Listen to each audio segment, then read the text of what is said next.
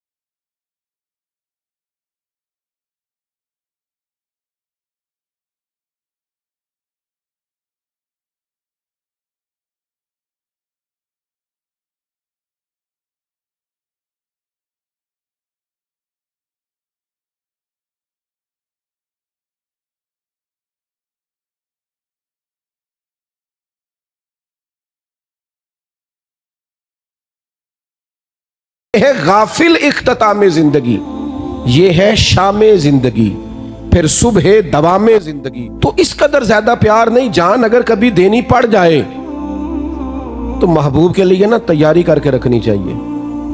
یہ سنبھال کے رکھنا چیزوں کو اور اپنے آپ سے بلا وجہ پیار کرنا، کچھ لوگوں کو نا اپنے آپ سے بڑا پیار ہو جاتا ہے، وہ کوئی تکلیف نہیں برداشت کرنا چاہتے، وہ کسی اذیت میں نہیں آنا چاہتے، وہ بڑی پرسکون زندگی جینا چاہتے ہیں، پھر چھوٹی چھوٹی باتوں پہ ڈپریشن کا شکار ہوتے ہیں۔ ذرا سی چیز ہوتی ہے تو انہیں انزائٹی ہوتی، کیوں؟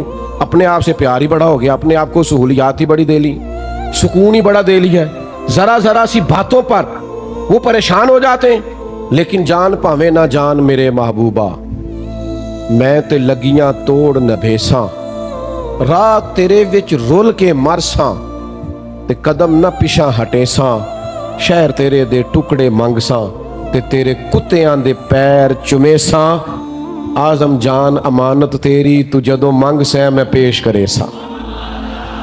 اے جان امانت تیری تو جدو منگ سے میں پیش کرے ساں، جان امانت ہے، جب مانگے پیش کر دیں گے۔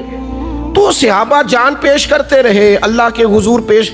صحابہ میں سے ایک صحابی حضرت عبداللہ بن عمر، حضرت جابر بن عبداللہ رضی اللہ تعالیٰ عنہ کے والد ہیں۔ یہ جنگ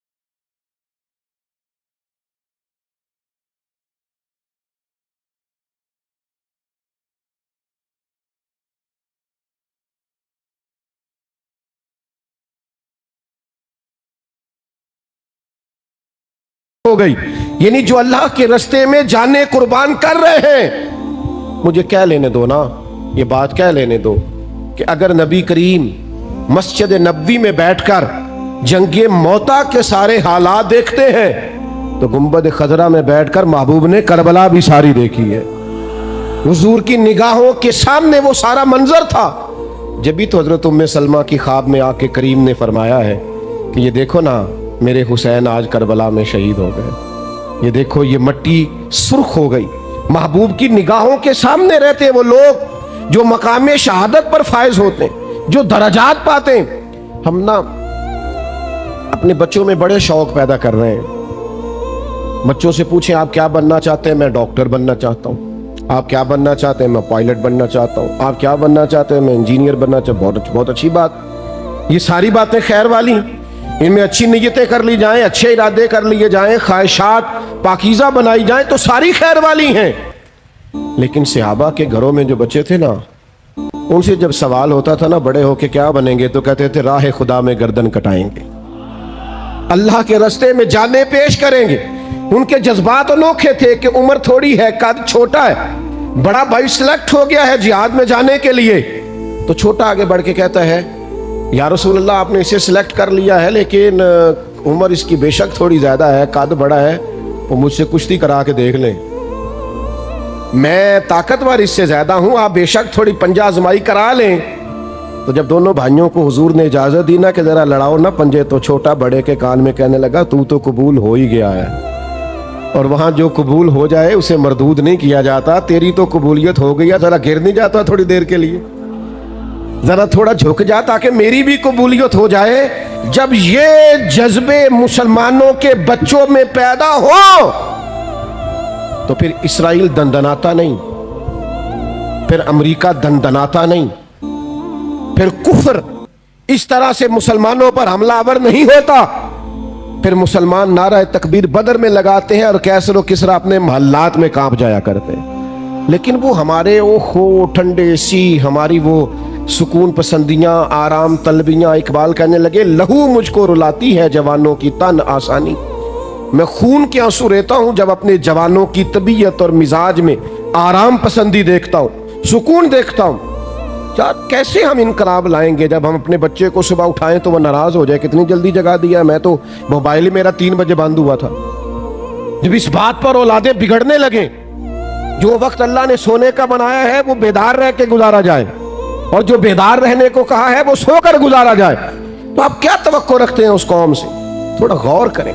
शहादत के जज्बात, शहादत का ज़ौक़, शहादत की तमन्ना, शहादत की आरजू, शहादत लिए इंसान का अल्लाह के हुजूर हाजिर होना, इन दरजात को आप समझें, शहादत का जज्बा अपने दिल में पैदा करें। आने वाली नस्ल को ये कहें कि मुजाहिद फी सबीलिल्लाह बनना है अल्लाह के रास्ते में। और मैं आपसे अर्ज करूं, जो शहादत का जज्बा रखते हैं ना, जो जान देने की आरजू रखते हैं, वो माल छुपा के रखेंगे।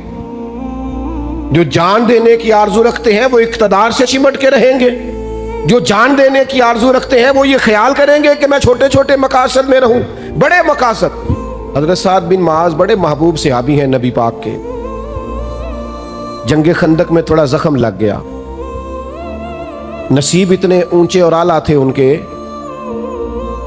कि वो जख्म उनके वजूद पर लगा हुआ था। तो नबी करीम ने मस्जिद नबी के बाहर खैमा लगाया, उनका इलाज जारी था। तो अल्लाह के महबूब अपनी निगरानी में और कभी कभी अपने दस्ते मुबारक से भी मरम पट्टी फरमाते, मैंने सुना है वो बन संवर कर मेरी अयादत को आ रहे हैं। और किसी ने कहा था उनके देखे से जो आ जाती है चेहरे पे रौनक, तो वो समझते हैं कि बीमार का हाल अच्छा है।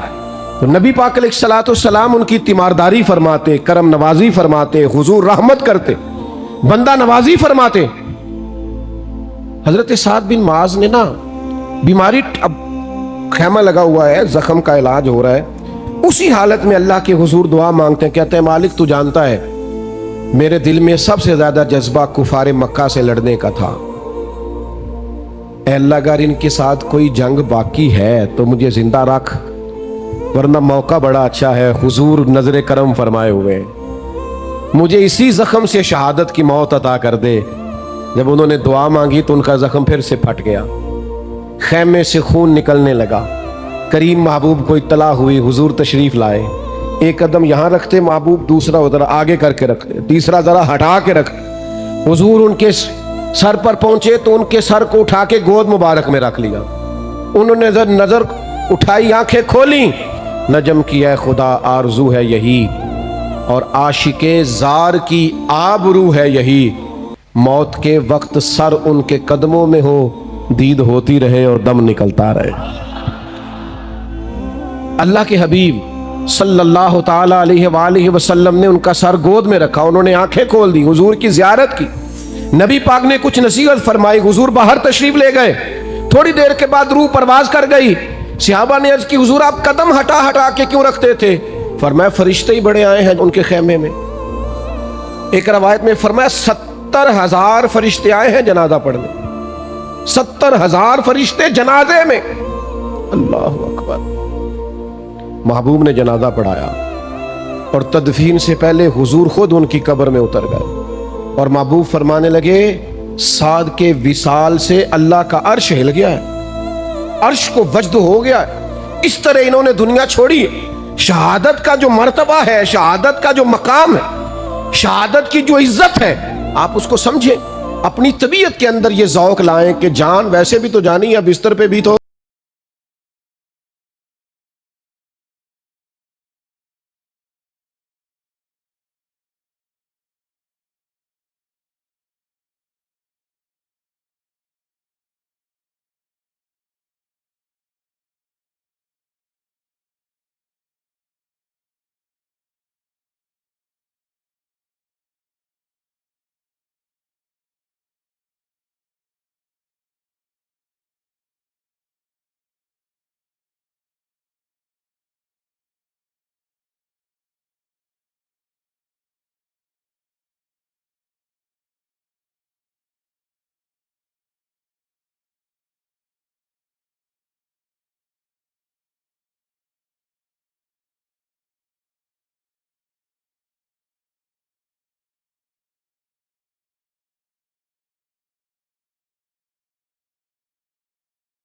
شریف پہ چلا گیا تو وہ کہنے لگے جی ہمارے والد انتقال کر گئے تو ہم ان کی طرف سے نا 50,000 مسجد کو دے رہے ہیں, ذرا اعلان کر دیں. میں کہ ابا کی دے گیا تو انہوں کئی دکانہ نے اور بھی کافی مال ہے. میں کہ انہیں بھی جان لگے مسیح اعلان کرایا کہ انجی دے گیا ہے. نہیں انہوں نے تو, میں نے کہا آپ اس میں سے والد کے نام پہ 50,000 دے رہے ہیں, وہ بھی مسجد میں اعلان کرا کے.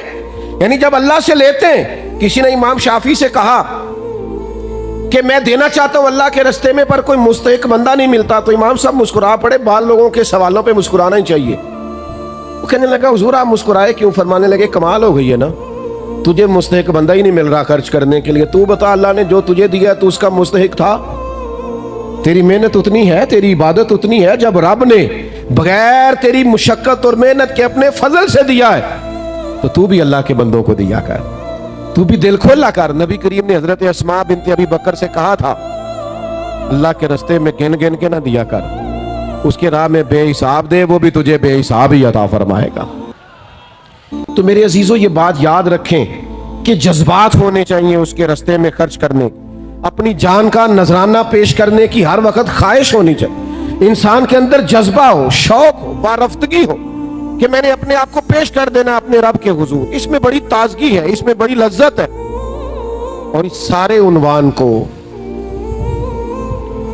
اس سارے نظریے کو پورا عروج دیا ہے تو امام حسین نے دیا. علی کا گھر بھی وہ گھر ہے کہ جس گھر کا ہر ایک بچہ جسے دیکھو وہی شیر خدا معلوم ہوتا ہے. یعنی ہر ایک نے, وہ جنگ بدر کے موقع پہ نا جاسوس بھیجے تھے, ابو جہل نے کہا ذرا دیکھ کے آؤ مسلمانوں کی تعداد کیا ہے. تو جاسوس واپس گیا تو اس نے کہا 312 یا 313 لوگ ہیں اور ان میں سے بھی کچھ بچے ہیں کچھ بوڑھے ہیں. تو ابو جہل کہنے لگا جنگ کیا کرنی ہے, ان کو صبح گھوڑوں کی پشتوں پہ باندھ کے مکے لے جاتے ہیں, وہاں جا کے دیکھیں گے کیا کرنا ہے. تو جاسوس کہنے لگا ٹھہر تو صحیح, پوری بات تو سن. بندے 313 ہیں پر کسی ایک کا بھی واپس جانے کا ارادہ نہیں. جس کے پاس سے گزرے تھے مسلح پہ بیٹھا تھا اور شہادت کی دعا مانگ رہا تھا. کسی کا بھی لوٹ کے جانے کا ارادہ. حضرت عمر کہتے ہیں اللہ اپنی راہ میں شہادت کی موت دے, اور دے بھی اپنے محبوب کے شہر میں. انہیں مل گئی نا, مسجد نبوی میں مل گئی. تو بھائی خواہش تو ہو, طبیعت تو ہو, آپ کا دل تو ہو, آرزو تو مچلے, آپ یہ ذہن تو بنائیں. ہمارا ارادہ نہیں ہوتا, ہم خرچ نہیں کرتے اپنی صلاحیتیں دین کے لیے. امام حسین نے جو قربانی دی ہے وہ بڑی انوکھی ہے. 6 مہینے کے علی اصغر کو بھی پیش کیا, چڑھتی جوانی علی اکبر کو بھی اللہ کے حضور پیش کر دیا, جناب عباس کو بھی پیش کر دیا گیا. اور ان سارے زخموں کے باوجود جب حسین ابن علی خود میدان میں نکلے ہیں تو روتے نہیں, ڈرتے ہوئے نہیں, سہمے ہوئے نہیں. پہلے انہوں نے مدینے والے محبوب کا دیا ہوا امامہ باندھا ہے, پھر انہوں نے اپنے والد کی ذوالفقار حیدری تھامی ہے, اور پھر وہ میدان میں آئے ہیں تو پورے دبدبے کے ساتھ انہوں نے خطبہ ارشاد فرمایا ہے تو پھر پوری چہرے اور طبیعت کی پورے روب کے ساتھ پھر وہ میدان میں آئے ہیں تو ڈرے ہوئے نہیں، بہت سارا لشکر دیکھ کر وہ گھبرائے نہیں، معاذ اللہ تلوار نہیں پھینک دی، بلکہ ہمت کے ساتھ دلیری کے ساتھ میدان میں نکلے ہیں۔ سناؤ اپنے بچوں کو قصے خیبر و خندق کے، کہانی سن کے حیدر کی دلوں سے ڈر نکلتا ہے۔ اور ایک شاعر نے مولا علی کی بارگاہ میں نذرانہ پیش کیا تھا، اس نے کہا تھا دیواریں ہلتی رہتی ہیں اور در کانپ جاتا ہے، علی کا نام سن کے اب بھی خیبر کانپ جاتا ہے۔ تو اپنے اندر یہ جذبات حسن پیدا کریں، اللہ کے حضور نظر پیش کرنے کا جذبہ پیدا کریں، اپنی طبیعت کو تازہ کریں، ہر وقت شہادت کی آرزو، ہر وقت اس کی راہ میں قربانی کا جذبہ، ہر وقت ارادہ اس کی بارگاہ میں کچھ نہ کچھ پیش کرنے کا یہ رکھیں۔ نبی پاک علیہ السلام کی بارگاہ میں نا ایک شخص نے آ کے کچھ مانگا تھا تو حضور نے فرمایا یار بظاہر اس وقت تو کچھ موجود نہیں، یا میرے نام پہ قرضہ لے لے دکاندار سے۔ تو حضرت عمر عرض کرنے لگے حضور اللہ تو ہمیں اس کا پابند نہیں کرتا ہے، تو دے دو نہیں تو ٹھیک ہے۔ تو حضرت بلال کہنے لگے یا رسول اللہ آپ بانٹیے، عرش کا مالک بڑا عطا کرے گا۔ یعنی قرضہ لے کے بھی حضور اس کی راہ میں دینا ہے تو پھر دینا ہے۔ اپنے اندر یہ شوق لائیے، یہ جذبہ لائیے۔